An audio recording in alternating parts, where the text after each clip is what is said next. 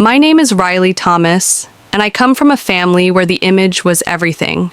Not love, not connection, but presentation. We were the kind of family that smiled for Christmas cards, but argued in whispers behind closed doors. Where perfection wasn't just encouraged, it was required.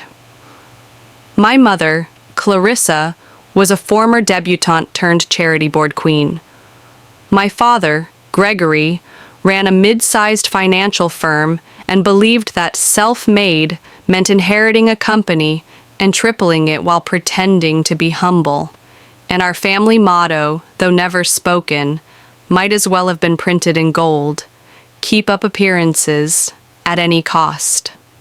My sister, Brooke, was their crown jewel. Tall, blonde, poised. She had the kind of resume you could laminate and frame. Straight A's, captain of the debate team, Columbia graduate, married into a tech empire before she was 26. My brother Chase was their golden boy. Tennis prodigy, legacy Yale student, polished and charming. The kind of guy who could miss a family funeral and still be praised for networking potential. And then there was me. I loved to draw. Pencil on paper, paint on canvas, chalk on sidewalks. It didn't matter what or where. Art was the first thing that made me feel real, seen. But in my family, art was like a disease, a hobby at best, a liability at worst. What are you going to do? Doodle for a living? Dad asked the night I told him I wanted to go to art school. Brooke snorted into her wine glass. Chase didn't even look up from his phone. I got into one of the best visual arts programs in the state, a place that had launched illustrators and animators into major studios. I thought that would mean something to them. They paid for the first semester, reluctantly, like they were placing a bet they fully expected to lose. Dad made it clear it was a one-time offer. If I couldn't make something of it, if I didn't prove I had a path, that was it. I remember the exact words he used. If this doesn't work, Riley, you're on your own. You made this choice. The truth? I didn't go to art school expecting a trust fund, but I did hope for belief, support, maybe even a sliver of pride. Instead, I got silence. They never asked what I was working on, never came to student showcases, never even called, unless it was Brooke's birthday or Chase's graduation. So I stopped reaching out. But life, as it tends to do, has a way of unraveling quietly. Midway through my second semester, the financial office emailed me, "Your account is past due. Tuition unpaid. Immediate action required." Confused, I called my parents. No answer. I tried again and again. Finally, after 3 days, Mom picked up. "We've had to make adjustments," she said flatly. "You'll have to figure something else out. You're an adult now, remember?" That was it. No explanation, no concern for where I'd sleep, no, "How are you holding up?" It wasn't a conversation. It was a notification. Just like that, I was out of the school, out of money, and, though I didn't fully know it yet, out of the family. I packed my things into 2 suitcases and a backpack. A friend from class let me crash on her couch. I remember her cat climbing onto my lap while I sobbed silently into my sweatshirt that first night. I clutched my sketchbook like a lifeline. I worked part-time at a cafe and started drawing portraits for tips in the park, mostly tourists and couples who wanted something quirky. It wasn't glamorous, but it was mine, my survival, my rebellion. That's when I realized my family didn't just cut me off financially, they cut me off because I refused to be who they needed me to be, polished, predictable, profitable.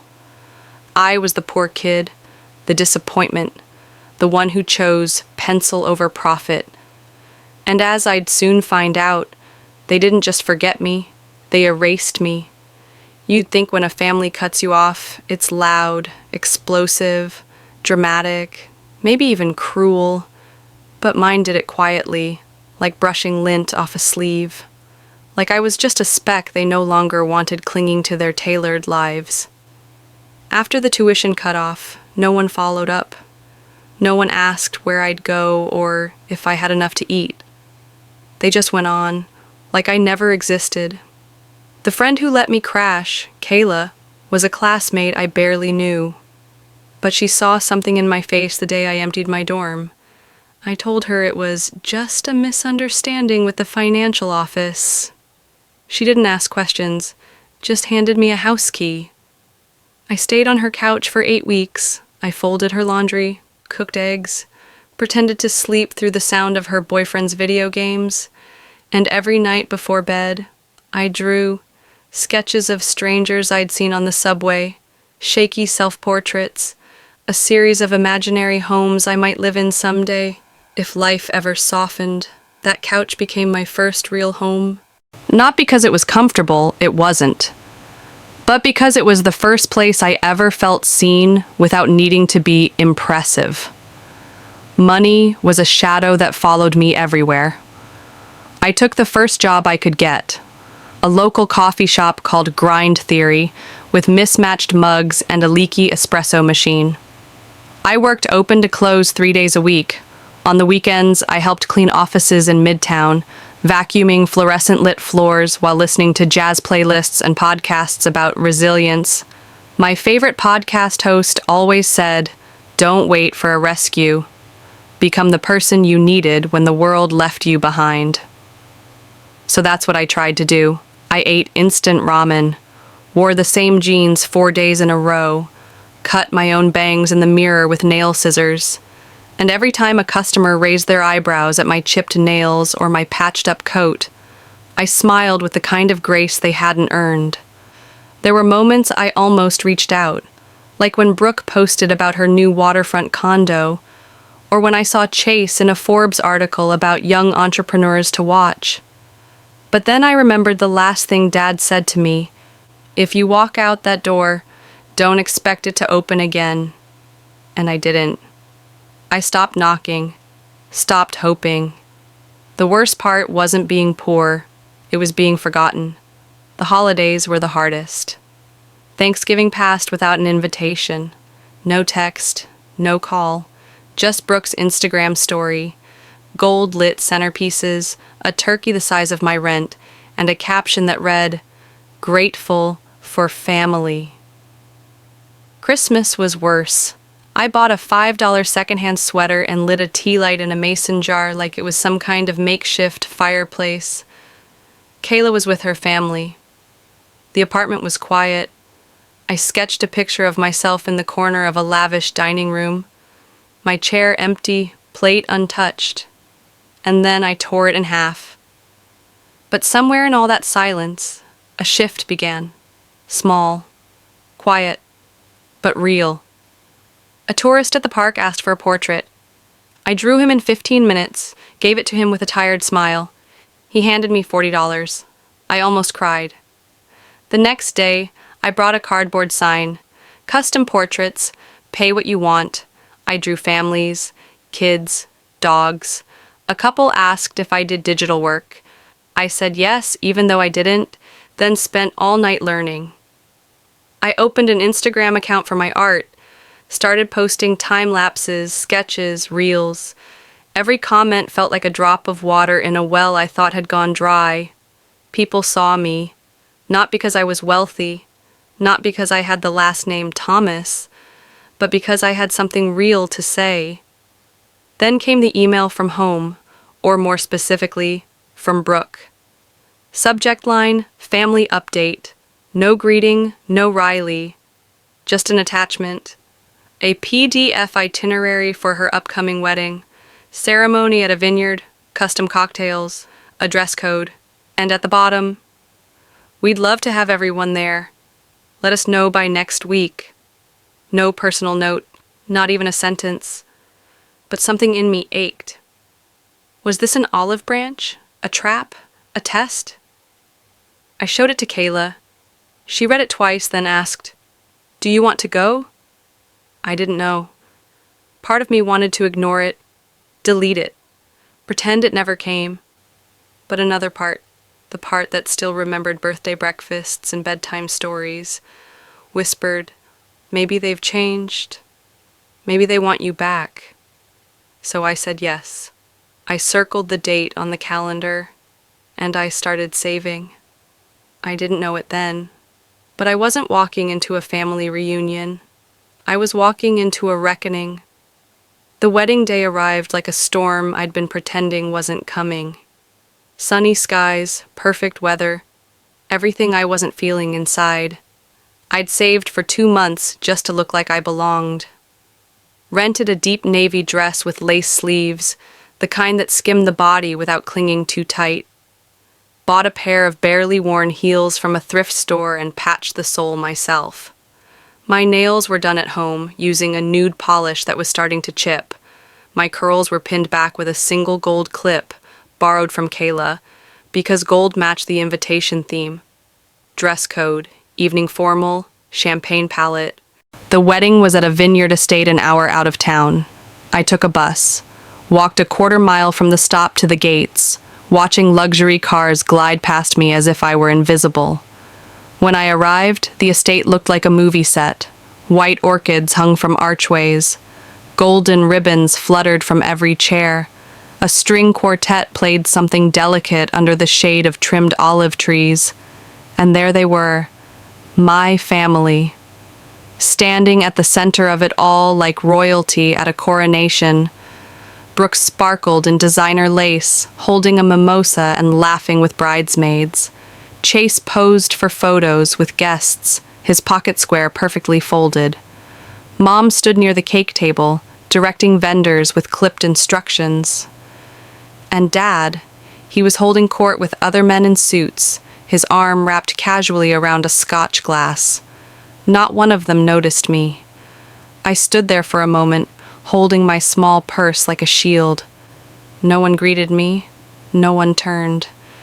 Until Brooke saw me and blinked like I was a hallucination. She approached, arms loose at her sides, her smile stiff. "You made it," she said flatly. "I did," I answered. "Thanks for the invite." She looked me up and down. Her eyes paused at my shoes. Then she said without warmth, "The gift table's over there if you brought anything." No hug, no welcome, just logistics. I nodded, turned, and walked toward the far side of the courtyard, where the extended family tables were. Mine was table 19, near the bathrooms, behind a hedge, a half-shadowed corner that screamed afterthought. I sat alone, picking at a salad I didn't remember ordering. No one joined me. Across the garden, I could see Chase laughing with friends, Brooke taking pictures, and Mom raising a glass. I was surrounded by 200 people who knew my last name, and not one of them looked my way. The ceremony began just after sunset. Vows were exchanged under an arch of imported roses. Jonathan, the groom, promised Brooke a life of partnership, abundance, and mutual ambition. Brooke said something about building an empire together. People wept. Cameras flashed. I clapped, smiled, pretended to belong. But deep down, I felt it. That old familiar ache, the one that says, "You are not one of them." Afterward, we moved inside for the reception. Crystal chandeliers, champagne towers, gold-rimmed everything. I helped myself to one flute of sparkling cider and returned to my lonely table. My name was spelled wrong on the place card. Riley, of course. Then came the speeches. First, the maid of honor, gushing, rehearsed, then Dad, talking about legacy and success. And then Brooke stood. She held the mic like she was accepting an award. The room hushed. "Thank you all so much for being here," she began. "It means everything to us to be surrounded by family. People who've always supported us, believed in us, and made this day possible." Applause. Smiles. Then her eyes found me, and she said, "And of course, my sister Riley, the brave one, the one who chose to, pursue passion over stability, a free spirit, A reminder that not all of us have to follow tradition to be present. Laughter. Polite. Nervous. She's proof, Brooke continued, voice too light, that even when you fall off the family tree, you can still roll back for the photos. More laughter, louder this time. My stomach twisted.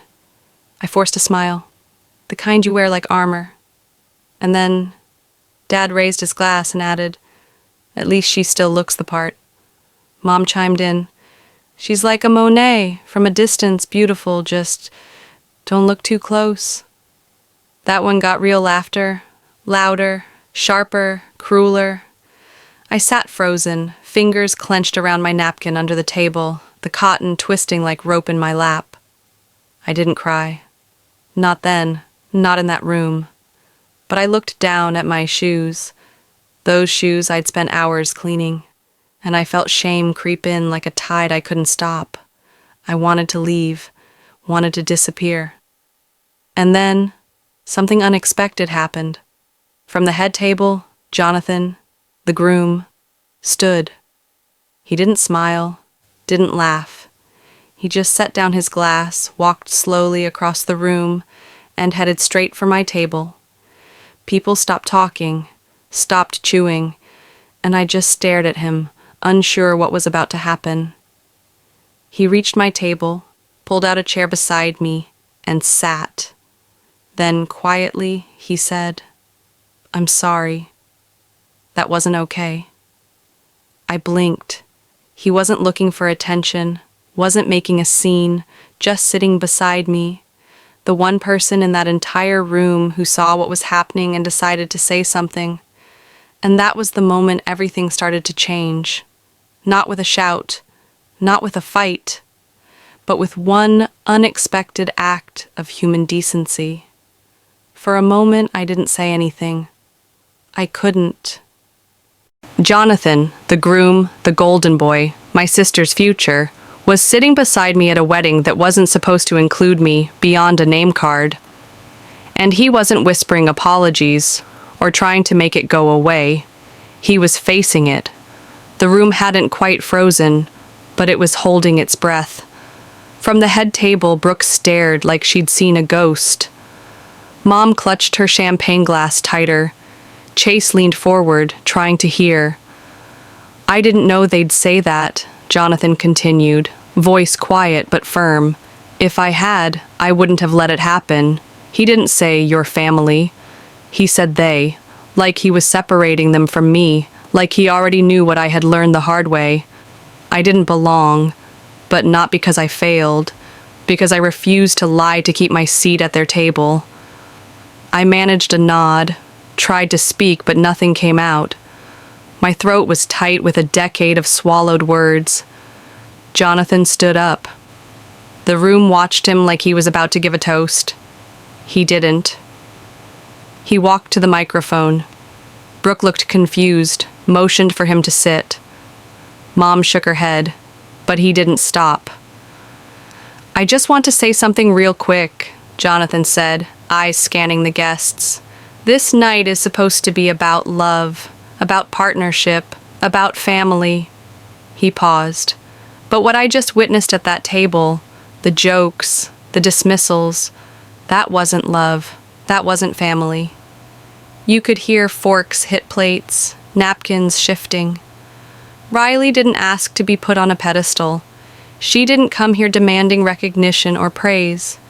She came to support her sister and got humiliated in front of 200 people. My heart was pounding so hard I felt dizzy. Jonathan looked at Brooke, and something in his face changed.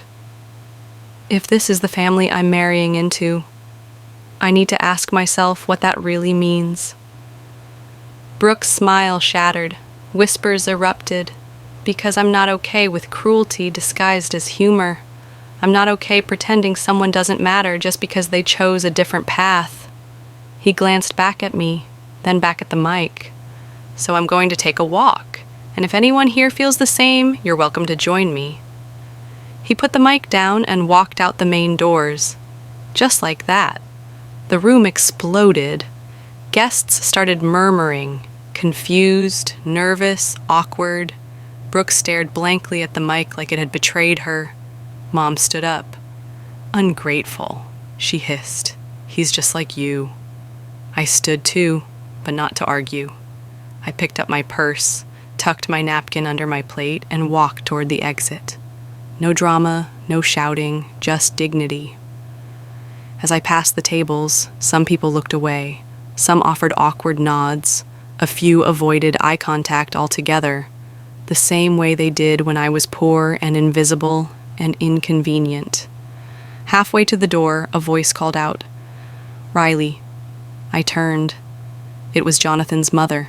She stood holding a flute of untouched champagne. "You don't owe them anything," she said gently. "I hope you know that." I nodded, still couldn't speak. Outside, the air was crisp. The stars had begun to show in the vineyard sky. Jonathan was standing near the gravel path, hands in his pockets, eyes cast upward. "You okay?" I asked. He looked at me and gave a small, sad smile. "I think I just broke up with your sister." We both laughed. It wasn't joyful, but it was honest. 3 days later, the photos from the wedding disappeared from Brooke's Instagram. No caption, no explanation, just gone. Rumors circulated quietly that Jonathan had postponed the honeymoon, that the engagement was being reevaluated, that Brooke deserved better. But I didn't care, because for the first time in a long, long time, I felt free. 2 weeks after the wedding, something strange happened. I posted a short video on Instagram, a time lapse of a new charcoal portrait I'd drawn that night, the night of the wedding. It showed a girl in a lace dress walking away from a golden-lit building, head held high, shadow trailing behind her, shaped like a lion. I added no caption. Within 48 hours, it had over 80,000 views, then 100, then a DM from a gallery owner in Brooklyn. "I don't know who you are, but your work speaks." 3 months later, I held my first show. 6 portraits, all of women walking away from things they were told to stay quiet about, each one labeled only with a single word, truth. People cried, people bought prints. One woman hugged me and said, "Thank you for making me feel seen." And that was the moment I realized they kicked me out because I was poor, but I rose because I refused to stay small. I had learned how to stand alone, to carry myself without applause, to create something beautiful with nothing but hands and pain. They tried to shame me, erase me, rewrite me as failure. But I picked up my pencil and rewrote myself. It's been just over 6 months since the wedding that never truly happened. Brooke and Jonathan officially called it off. No announcement, no post. One day, their names were on save-the-date magnets, and the next they were just separate hashtags. When I saw the update on a mutual friend's feed, I didn't feel vindicated. I just felt relieved. Relieved that I'd walked away before the damage could sink in again. Relieved that the mask finally cracked, and it wasn't mine. Brooke never reached out. No apology, no explanation. But I didn't expect one. For people like her, regret is a wrinkle, something you smooth over, not something you confess. My mother did call. Once.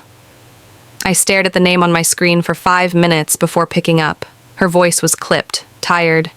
"You embarrassed the family. No hello, no how are you, just judgment, still. You could have laughed along, taken the joke." I let her speak, all of it, the practiced lines, the familiar passive aggression, the rewriting of history. When she paused for breath, I said quietly, "I'm not your scapegoat anymore." Then I hung up. It wasn't a power move. It wasn't satisfying. It was just done. And for the first time, I understood that healing doesn't always come with fire. Sometimes it's a soft door closing, and you don't open it again. My life now isn't a fairy tale. There's no mansion, no sudden riches. But I live in a small, sunlit apartment with a view of the city skyline and a secondhand coffee table I painted myself. I buy my groceries without calculating every dollar. I make dinner while jazz plays through Bluetooth speakers. Sometimes I even leave the dishes overnight. Not because I'm lazy, but because I'm allowed to rest. I paint every day. Not because I'm chasing something, but because it's mine.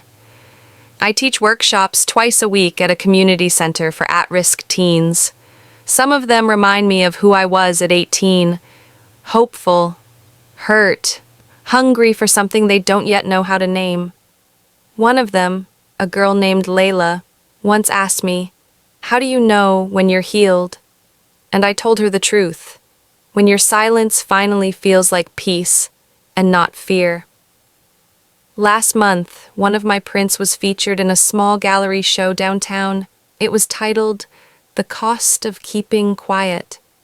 After the show, a woman in her 50s approached me. She was shaking, tears clinging to her lashes. She whispered, "I was kicked out too. Not for being poor, for being different. But you made me feel like I'm still worth something." We hugged. Neither of us said anything more, because sometimes the loudest healing is unspoken. I still think about the wedding. Not often, but enough. I replay that moment, the laughter, the shame, and sometimes it hits me in the middle of brushing my teeth or tying my shoes.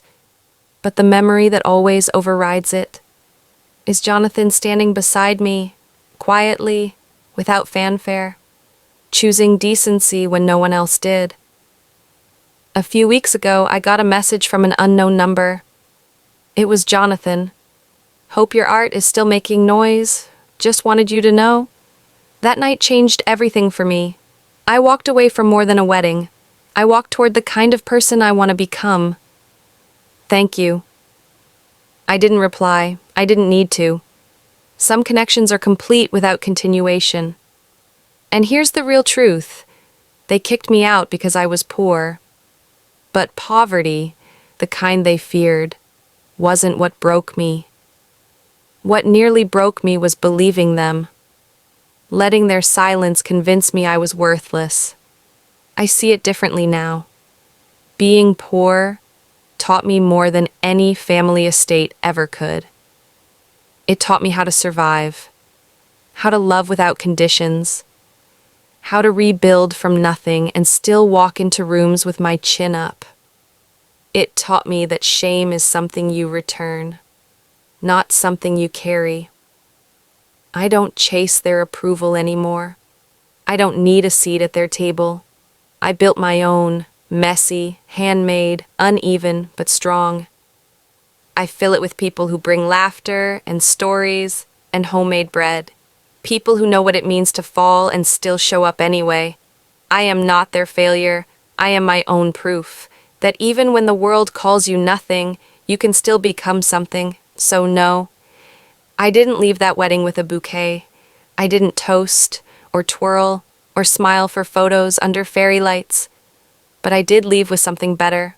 I left with myself, my dignity, my peace, and the quiet, steel certainty that I don't need to explain my worth to anyone.